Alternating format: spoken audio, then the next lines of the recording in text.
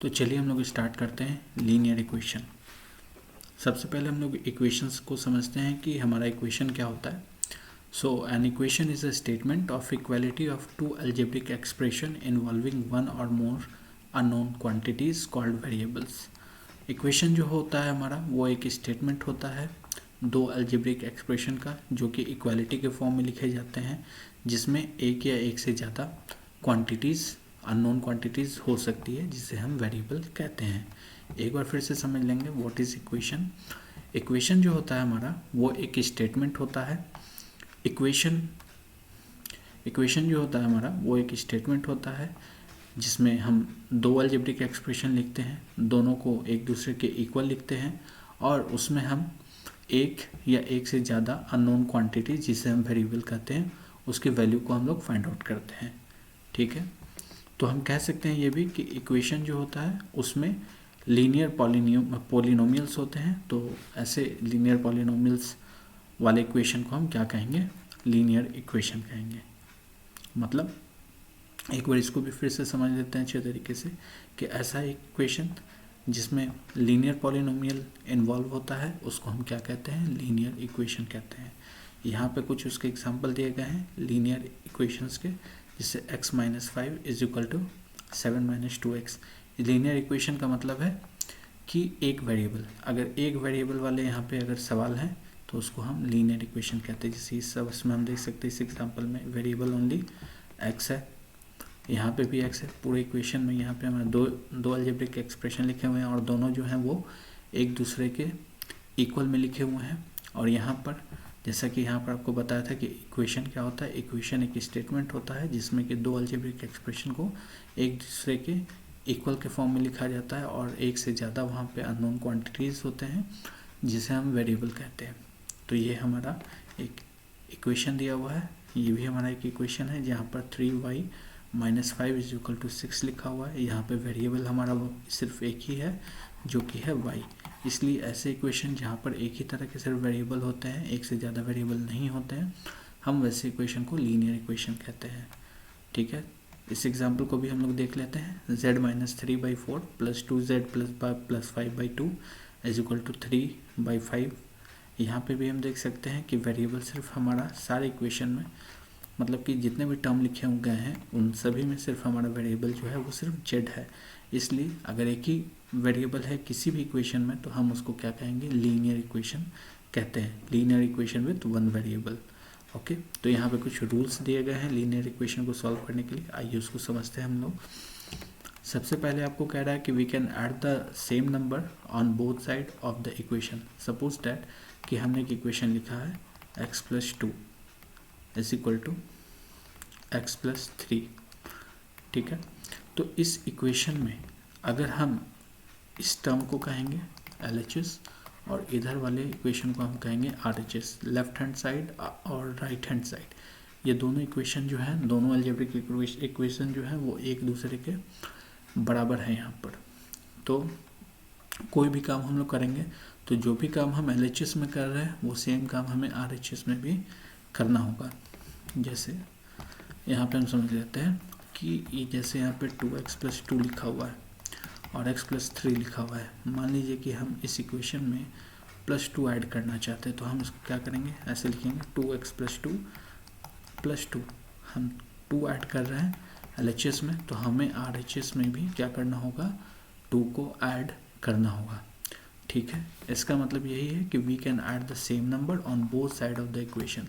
कोई भी नंबर को हम अगर ऐड कर रहे हैं LHS में तो सेम नंबर को हमें RHS में भी ऐड करना होगा। दूसरा हमारा जो रूल्स कहता है कि we can subtract the same number from both side of the equation. अगर हम किसी नंबर को LHS में माइनस कर रहे हैं तो हमें RHS में भी उसे माइनस करना होगा। जैसे 2x प्लस 2 माइनस 2 अगर हम लिख रहे हैं तो हमें यहाँ पर इस इक्वेशन को ऐसे लिखना होगा।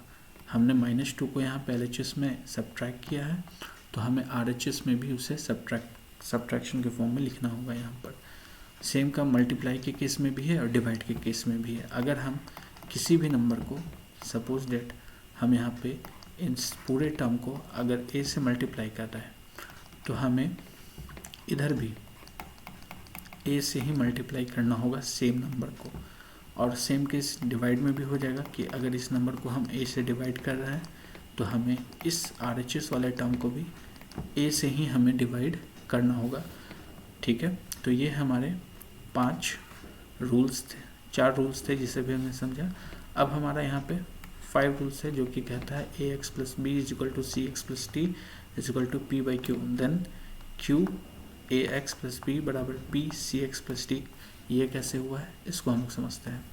सपोज डेट कि कोई हमारा नंबर है, हमने लिखा हुआ है ए एक्स प्लस बी, सी एक्स प्लस टी हमने लिखा हुआ है, और इस तरफ भी कोई नंबर है जो कि फ्रैक्शन के फॉर्म में पी बाई क्यू है। तो इसको हम कैसे सॉल्व करेंगे, यहाँ पर हम क्रॉस मल्टीप्लिकेशन कर देंगे। पी का मल्टीप्लिकेशन ये पूरे टर्म से होगा और क्यू का मल्टीप्लिकेशन जो होगा ये पूरे टर्म से होगा। तभी हम इसको कैसे लिख सकते हैं, हम इसको लिख सकते हैं Q A x plus B is equal to P C x plus D. इस तरह से हम किसी भी इक्वेशन को, अगर वो फ्रैक्शन फॉर्म में दिया हुआ है तो हम इसको इस तरह से लिख सकते हैं। ठीक है, अब हमारा इस प्रोसेस को हम लोग कहते हैं, this process is called cross multiplication. अब है हमारा ट्रांसपोजिंग।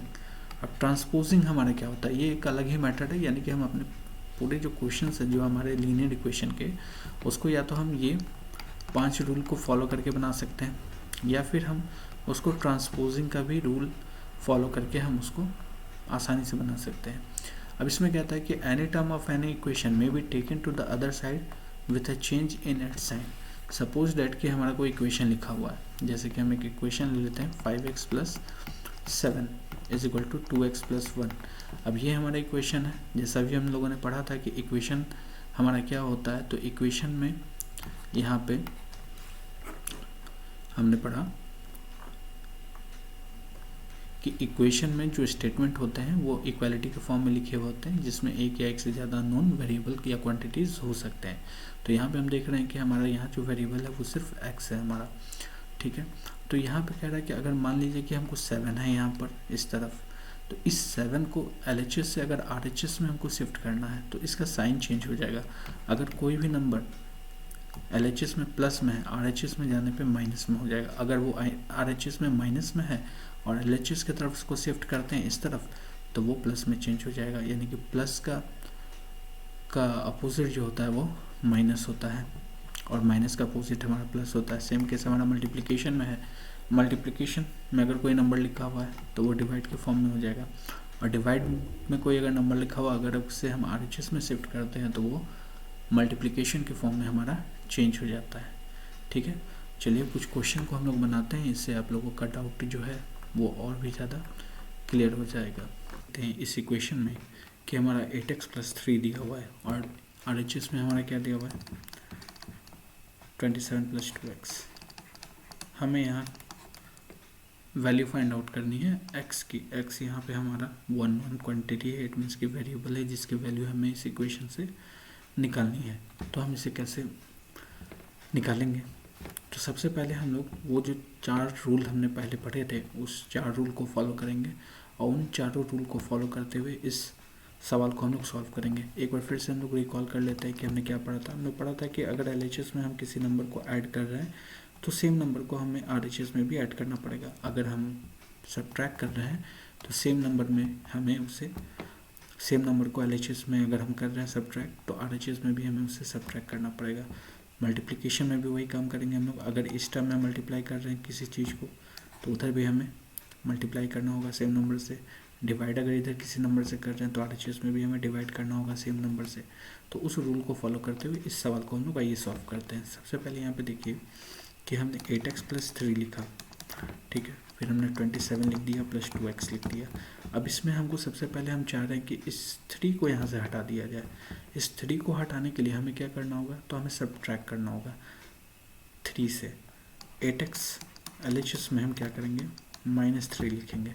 जब LHS में हमने -3 लिखा तो यही काम हमें क्या करना पड़ेगा, RHS में भी करना पड़ेगा। हम यहाँ पे भी -3 लिखेंगे, ठीक है, और माइनस करने के बाद हमको अगले स्टेप में इसको सॉल्व कर देना है।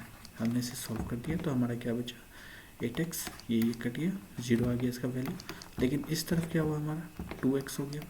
और 27 में से हम 3 को घटा लेंगे तो अभी हमारा आ जाएगा 24। ठीक है, अब इस तरफ तो सिर्फ 8x बच गया। ठीक है, और इस तरफ हमारा 2x है और इस तरफ हमारा 24 है। अब हमें क्या करना है कि हमें 24 को भी हटाना है इधर से। तो हम क्या करेंगे, जो काम हमने यहाँ पे किया था वही काम हम लोग यहाँ पे करने वाले हैं। यहाँ पे 3 को रिमूव करने के लिए हम लोगों ने -3 लिखा था, यहाँ 24 को हटाना है तो हमें -24 लिखना होगा। ठीक है, तो यहाँ पे -24 लिखते हैं। सेम हमें यहाँ पे भी -24 लिखना होगा। ठीक है, अब इसकी वैल्यू हो गई 0, लेकिन अब क्या हुआ कि हमारा 24 तो यहाँ पे आ गया। ठीक है, 8x - 24 = 2x हमने लिख दिया। अब यहाँ पे हम लोग क्या करते हैं कि हमको यहाँ से 2x को रिमूव करना है। मतलब एक टर्म में आपको क्या करना है, इन सारे में सबसे पहला काम आपको क्या करना है कि पूरे के पूरे टर्म को यानी कि RHS की वैल्यू आपको 0 कर देनी है इस प्रोसेस को फॉलो करते हुए। ठीक है, LHS में आपकी वैल्यू रहेगी, लेकिन RHS की वैल्यू आपको क्या कर देनी है, 0 कर देनी है, ये रूल को फॉलो करते हुए। ठीक है, तो अभी हमारा RHS में 2x बचा हुआ है, तो RHS में से 2x को हटाने के लिए अब हमें क्या करना पड़ेगा, तो हमें यहाँ पे माइनस करना होगा। माइनस किससे करेंगे हम लोग, तो 2x से माइनस करेंगे। यहाँ पे सेम लिखेंगे हम लोग -2x और यहाँ करेंगे 2x - 2x। ठीक है, अब यहाँ पे हम देख सकते हैं 8x में से तो हम लोग 2x को घटा सकते हैं, तो 8x में से जब हमारा 2x चला जाता है तो बच जाता है 6x - 24, लेकिन यहाँ पे वैल्यू हो गई हमारी 0। ठीक है, अब यहाँ से हमें क्या करना है, 6x - 24 है = 0 है, लेकिन अब हमें क्या करना है कि इस 24 को भी हमको हटाना है। तो इस 24 को कैसे हम लोग हटाएंगे, तो हम लोग इसके लिए +24 ऐड करेंगे, -24 + 24, लेकिन जो काम यहाँ कर रहे हैं वही काम हमको यहाँ करना पड़ेगा। यहाँ पे हमें 24 लिखना पड़ेगा, इसके आगे कुछ नहीं साइन है तो हम जानते हैं कि वो प्लस का साइन है। ठीक है, यहाँ से ये तो हट गया, लेकिन अब RHS में हमारा 24 आ गया है। 6x = 24। अब हमने इतने सारे प्रोसेस क्यों किए, हमने ये सारे प्रोसेस इसलिए किए क्योंकि हम चाहते थे कि LHS में सिर्फ हमारा वो वेरिएबल वाला टर्म हो और RHS में कॉन्स्टेंट टर्म हो। ठीक है, तो हमारा वो अब एक तरफ हमारा LHS में वेरिएबल है और दूसरी तरफ हमारा RHS में कॉन्स्टेंट टर्म है। तो अब हमें अभी भी हम देख रहे हैं कि x के साथ 6 जो है वो जुड़ा हुआ है और दोनों के बीच में रिलेशन क्या है, तो मल्टीप्लिकेशन का है। तो मल्टीप्लिकेशन है तो हमें इसको, मल्टीप्लिकेशन का अपोजिट हमने क्या पढ़ा था, मल्टीप्लिकेशन का अपोजिट होता है हमारा डिवीज़न। तो हम यहाँ पे डिवीज़न का काम करेंगे। डिवाइड 6 को हटाने के लिए हम क्या करेंगे, 6 से इसको डिवाइड करेंगे। ठीक है, तो डिवाइडिंग, ये चाहे तो स्टेटमेंट आप लिख भी सकते हैं या नहीं भी लिख सकते हैं, dividing 6 in both side, 6x / 6 = 24/6। इसको सॉल्व कर देंगे, 6 से 6 कट गया, 6 से 24 4 टाइम्स में कट गया। तो फाइनली हमने देखा कि हमारा जो अननोन क्वांटिटी से x था उसकी वैल्यू जो है वो हमारा 4 आया है। ठीक है, तो इस तरह से हम लोग अननोन क्वांटिटी वन वेरिएबल का हम लोग वैल्यू फाइंड आउट कर सकते हैं। अब ये तो सॉल्व करने का तरीका था उस मेथड से, लेकिन ये थोड़ा सा लंबा चला गया। ठीक है, इसमें थोड़ा सा आपको लंबे लंबे स्टेप करने पड़ेंगे। ठीक है, मैं आपको सेम सवाल का एक दूसरा मेथड भी बताऊंगा जो हमने रूल 6 में पढ़ा था, ट्रांसपोजिंग, उसके बारे में भी हम लोग पढ़ेंगे अभी। ठीक है, लेकिन अभी हम लोग क्या करते हैं कि इसको हम लोग चेक करके देख लेते हैं कि जो हमारा x का वैल्यू जो है 4 आया है क्या वो सही है या फिर गलत है। उसके लिए सबसे पहले हम लोग इसको रिमूव कर लेते हैं कि थोड़ा जगह बन जाए, जिससे हमें इस जगह का यूज़ करके अपने सवाल को सॉल्व कर सकें।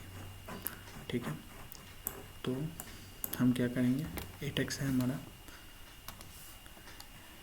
अब हमें put the value of x in equation. ठीक है, हम 8 × 4 कर देते हैं +3 कर देते हैं, 27 + 2 × 3 4। ठीक है, हमने वैल्यू पुट कर दी है x की, जो कि हमारा आया था x = 4।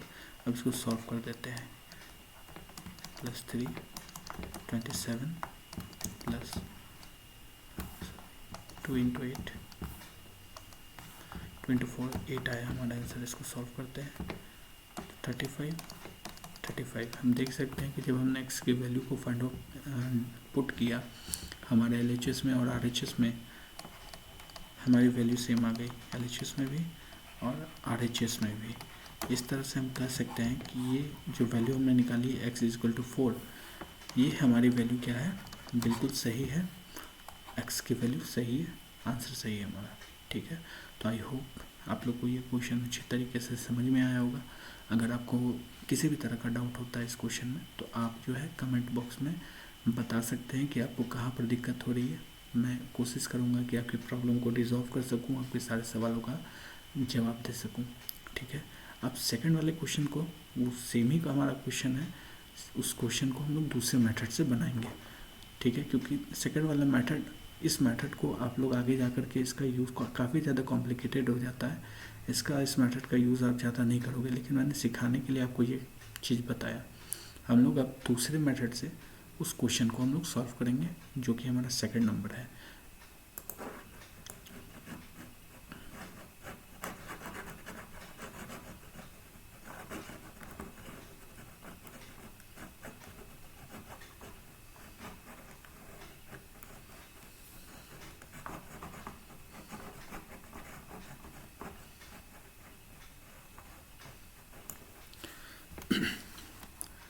सबसे पहले सवाल को हम लोग लिख लेते हैं, जो कि है हमारा 5x। इस सवाल को हम लोग सॉल्व करने वाले हैं।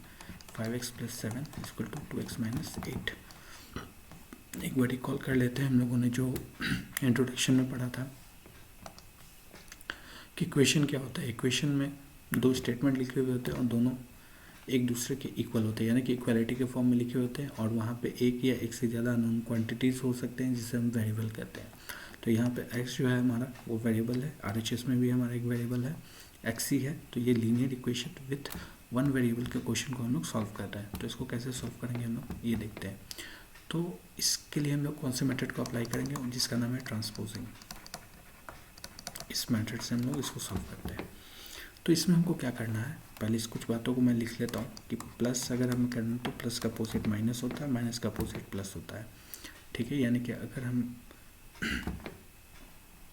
किसी भी टर्म को अगर LHS से RHS में शिफ्ट कर रहे हैं और LHS में अगर वो पॉजिटिव है तो वो RHS में अगर शिफ्ट हो जाएगा, ट्रांसफ़र होने के बाद वो नेगेटिव साइन में चेंज हो जाएगा। ठीक है, अगर नेगेटिव में है, जैसे 8 को अगर हम RHS से LHS में लेकर के आते हैं तो नेगेटिव से वो पॉजिटिव में चेंज हो जाएगा। उसी तरह से मल्टीप्लाई, जैसे ये 5 है मल्टीप्लिकेशन के फॉर्म में, वो उस तरफ जाएगा RHS में तो वो चेंज हो जाएगा डिवीज़न के फॉर्म में। अगर डिवीज़न में कोई नंबर होगा LHS में उसको शिफ्ट करते हैं तो वो मल्टीप्लिकेशन में चेंज हो जाएगा। सेम, बहुत सिंपल सा रूल है और बहुत सिंपल होता है अलजेब्रा समझना, तो और मज़ा भी बहुत ज़्यादा आता है। तो चलिए इस सवाल को हम लोग सॉल्व करते हैं। आई होप आप लोग को अच्छा लग रहा होगा। अगर अच्छा लग रहा हो तो इस वीडियो को लाइक करें, सब्सक्राइब करें, और वो सारे बच्चे जो कि गांव में रहते हैं, जिन्हें अच्छी सुविधा नहीं मिल पाती है पढ़ने के लिए, वो अगर कुछ सीखना चाहते हैं तो उन वैसे बच्चों को आप शेयर भी कर सकते हैं, जिससे कि वो हमारी वीडियो को देख करके कुछ सीख सके। ठीक है, तो स्टार्ट करते हैं। 5x + 7 है हमारा यहाँ पे, और 2x - हमारे यहाँ पे 8 है। ठीक है, सबसे पहले हमें एक काम ये करना है कि हमें LHS में सारे वेरिएबल को LHS में लिखना है। इस रूल को फॉलो करना है, वेरिएबल को LHS में लिखिए और जितने भी कांस्टेंट टर्म है उसको आप RHS में शिफ्ट कर दीजिए।